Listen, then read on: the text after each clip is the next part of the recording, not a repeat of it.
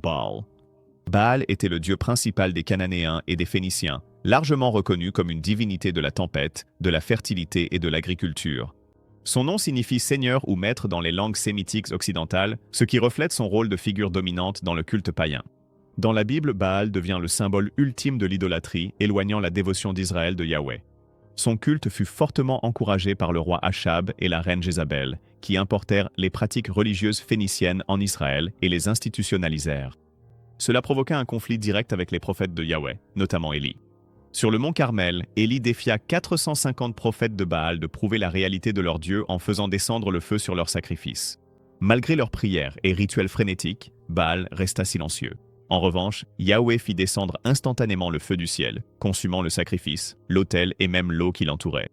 Ce récit soulignait l'impuissance de Baal face au Dieu vivant. Les découvertes archéologiques confirment le culte de Baal à travers des inscriptions et des autels. Les représentations le montrent souvent comme un dieu guerrier tenant un éclair, symbole de son prétendu contrôle sur les tempêtes. Son culte comprenait des rituels de fertilité, l'immoralité sexuelle et parfois même des sacrifices humains. Le culte de Baal a sans cesse attiré Israël vers le péché et la rupture de l'alliance, faisant de lui l'une des divinités les plus dangereuses et condamnées de l'Ancien Testament.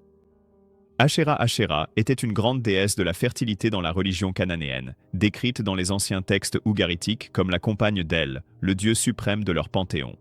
Elle était considérée comme la mère des dieux et souvent associée à la fertilité de la terre et de la mer. Dans certaines communautés israélites, Asherah était à tort considérée comme la compagne de Yahvé, une croyance que les prophètes ont farouchement combattue comme blasphématoire. Son culte s'articulait souvent autour des poteaux d'Asherah, des symboles en bois érigés sur des hauteurs ou à côté des autels. Ces poteaux devinrent des centres d'activité idolâtres impliquant la prostitution rituelle et des rites de fertilité. Des rois réformateurs comme Isaïe les ont ensuite détruits pour rétablir le culte authentique de Yahvé. Des inscriptions archéologiques ont même été découvertes associant les mots Yahvé et son Asherah, montrant que de nombreux Israélites sont tombés dans le syncrétisme, mêlant la dévotion au vrai Dieu à des pratiques païennes. La Bible réprimande à plusieurs reprises le peuple pour s'être tourné vers Asherah, qualifiant cela d'adultère spirituel. Elle est devenue le symbole de la tentation constante pour Israël de faire des compromis, en mélangeant la sainteté de Dieu avec l'immoralité de la culture païenne. Molech, également appelé Molech ou Malik, était l'une des divinités les plus abominables mentionnées dans les Écritures. Il était principalement vénéré par les Ammonites, mais son culte s'est répandu jusqu'en Israël. Molech est tristement célèbre pour exiger des sacrifices d'enfants, une pratique strictement interdite par Yahvé. Lévitique 18:21 et 20:22 à 25 interdisent explicitement de livrer des enfants à Molech, assortissant la participation à cette pratique de la peine de mort. Les rituels consistaient probablement à chauffer une statue creuse en bronze de Molech jusqu'à ce qu'elle devienne rougeoyante, puis à placer des nourrissons dans ses bras tendus, les brûlant vifs. Cette pratique horrifiante est confirmée par des récits parallèles d'auteurs grecs et romains qui décrivent des rituels similaires à Carthage. Tragiquement, même le roi Salomon, sous l'influence de ses femmes étrangères, construisit un haut lieu pour Molech près de Jérusalem, un acte plus tard condamné par les prophètes et les historiens. La vallée de Hinnom, au sud de Jérusalem, devint tristement célèbre comme le centre du culte de Molech. Dans la pensée juive ultérieure, cette vallée, appelée Géhenne, en vint à symboliser l'enfer lui-même. Molech représente ainsi l'extrême perversité de l'idolâtrie, une religion qui exigeait la destruction de vies innocentes au nom de la dévotion. Chemosh était le dieu national des Moabites, souvent représenté comme une divinité guerrière qui décidait de la victoire ou de la défaite militaire. Tout comme Yahvé était le dieu d'alliance d'Israël, Chemosh était considéré comme le protecteur divin et la source de puissance de Moab. Dans un roi 11, verset 7, Salomon, encore une fois influencé par ses femmes étrangères, construisit un haut lieu pour Chemosh sur une colline à l'est de Jérusalem, un acte qui provoqua la colère du Seigneur. Des preuves archéologiques confirment l'importance de Chemosh. La pierre moabite, également appelée stèle de Mesha, découverte au XIXe siècle, remonte au IXe siècle avant Jésus-Christ. Elle relate que le roi Mesha de Moab attribuait directement les victoires et les défaites de sa nation à la faveur ou à la colère de Chemosh. Cela correspond au récit biblique qui présente à plusieurs reprises Chemosh comme central dans le culte moabite. Les prophètes ont condamné Chemosh comme un rival de Yahvé et le roi Ézéchias a ensuite détruit ses sanctuaires lors de ses vastes réformes religieuses. Chemosh est ainsi devenu non seulement un dieu étranger, mais aussi un symbole des alliances dangereuses d'Israël et de leur tendance à adopter les dieux des nations voisines. Dagon était le dieu principal des Philistins, souvent associé au grain et à la fertilité, bien que certaines traditions le relient également à la mer. Dans le chapitre 16 du livre des Juges, les Philistins se sont rassemblés dans son temple pour célébrer la capture de Samson, louant Dagon pour avoir livré leur ennemi entre leurs mains. Cependant, Samson pria Yahvé de lui donner de la force, puis fit s'effondrer les colonnes du temple de Dagon, se tuant lui-même ainsi que des milliers de Philistins. Cet acte dramatique est devenu un symbole du triomphe de Yahvé sur Dagon. Dans le premier livre de Samuel, chapitre 5, lorsque les Philistins capturèrent l'Arche d'Alliance, ils la placèrent dans le temple de Dagon à Ashdod comme signe de victoire. Le lendemain matin, cependant, la statue de Dagon fut retrouvée face contre terre devant l'Arche. Après avoir été redressée, elle tomba de nouveau le jour suivant, cette fois brisée, sa tête et ses mains détachées. Cet événement démontra la suprématie de Dieu sur Dagon et l'inutilité des idoles face au Dieu vivant. L'humiliation de Dagon dans les Écritures met en avant le thème selon lequel les faux dieux, aussi vénérés soient-ils par les nations, ne peuvent tenir devant la puissance et la gloire de Yahweh. Astarté, également appelée Ashéra dans la Bible, était une déesse importante de la fertilité, de la sexualité et de la guerre. Elle était étroitement liée à la déesse babylonienne Ishtar et à la déesse sumérienne Inanna, toutes deux représentant l'amour et le pouvoir, mais également craintes comme des forces destructrices au combat. Dans la tradition cananéenne et phénicienne, Astarté était souvent associée à Baal comme sa compagne, formant un couple puissant qui dominait une grande partie du culte païen. Le roi Salomon, influencé par ses nombreuses femmes étrangères, permit le culte d'Ashéra en Israël. Un roi 11, verset 5, relate son apostasie, marquant cet acte comme l'une des principales raisons du jugement de Dieu contre lui et de la division ultérieure du royaume. La Bible condamne constamment Israël pour avoir abandonné Yahvé afin de suivre Baal et Ashéra, comme on le voit dans Juge 2, verset 13. Son culte incluait souvent la prostitution rituelle, des cérémonies de fertilité et l'immoralité sexuelle, s'opposant directement à la sainteté exigée par la loi mosaïque. Des preuves archéologiques, telles que des figurines et des inscriptions, la représentent ornée de symboles lunaires, d'étoiles et de cornes, parfois montrées avec des armes qui soulignent son rôle de déesse de la guerre. Dans la théologie biblique, Astarté représente l'une des séductions les plus persistantes qui ont sans cesse attiré Israël vers l'idolâtrie et l'infidélité à l'alliance. Bel et Nebo. Bel et Nebo étaient les principales divinités de Babylone, chacune symbolisant la puissance religieuse et politique de l'Empire. Bel, un titre signifiant seigneur, était souvent attribué à Marduk, le dieu suprême de Babylone. Marduk était considéré comme le créateur de l'univers et le protecteur de la grande ville de Babylone, incarnant sa puissance militaire et sa domination culturelle. Son grand temple, Essédila, se dressait comme un monument à sa vénération et à la puissance de l'empire babylonien. Nebo, également appelé Nabu dans les textes babyloniens, était le dieu de la sagesse, de l'écriture et du destin. Il était souvent représenté tenant un stylet, symbolisant son rôle de scribe des dieux et celui qui inscrivait le destin des hommes. Nebo était étroitement associé à la ville de Borsippa, où son temple était un centre de formation des scribes et de dévotion religieuse. Le roi de Babylone attribuait souvent à Nebo la sagesse nécessaire pour gouverner et consigner leur règne. Le chapitre 46, verset 1 d'Ésaïe se moque à la fois de Bel et de Nebo, déclarant qu'ils se courbent et s'inclinent, montrant que même les plus grands dieux de Babylone s'effondreraient sous le jugement de Yahweh. Leur chute finale s'est accomplie lorsque la Perse a conquis Babylone en l'an 539 avant Jésus-Christ, prouvant que les idoles, aussi exaltées soient-elles par les nations, ne peuvent ni sauver ni résister face au vrai Dieu. Être du conseil divin. La Bible contient des références fascinantes à Yahweh, présidant un conseil divin céleste, une assemblée d'êtres spirituels souvent appelés les fils de Dieu ou, dans certains contextes, même des dieux. Le psaume 82, verset 1, déclare « Dieu préside dans la grande assemblée, il rend la justice au milieu des dieux ». Dans ce passage, le mot Elohim est utilisé à la fois pour Yahweh et pour les autres êtres spirituels sous son autorité. Ces figures sont réprimandées pour leur injustice et on leur dit qu'elles mourront comme des mortels, soulignant ainsi leur subordination. Dans Job chapitre 1, verset 6, les fils de Dieu sont décrits comme se rassemblant devant le Seigneur, avec Satan parmi eux, reflétant une cour céleste où des décisions sont prises concernant l'humanité. Cette image fait écho aux scènes de conseil dans d'autres cultures de l'ancien Proche-Orient. Pourtant, la Bible présente Yahweh comme le souverain incontesté, contrairement au panthéon polythéiste où l'autorité était partagée. Au fil du temps, les interprètes ont compris ces êtres de différentes manières, certains comme des dirigeants angéliques des nations, d'autres comme des puissances spirituelles rebelles qui se sont opposées à Dieu. La Bible affirme que, bien que ces êtres spirituels existent, ils restent sous le commandement ultime de Yahweh, montrant que le monothéisme en Israël n'était pas le déni des réalités spirituelles, mais l'affirmation de la souveraineté absolue de Dieu sur elles. Néphilim. Les Néphilim sont parmi les figures les plus mystérieuses des Écritures, mentionnés dans la Genèse chapitre 6, versets 1 à 4, et dans Nombre chapitre 13, verset 33. Ils sont décrits comme la progéniture des fils de Dieu et des filles des hommes. Beaucoup d'interprètes comprennent cela comme des anges déchus prenant des femmes humaines, engendrant une race hybride de géants ou de puissants guerriers.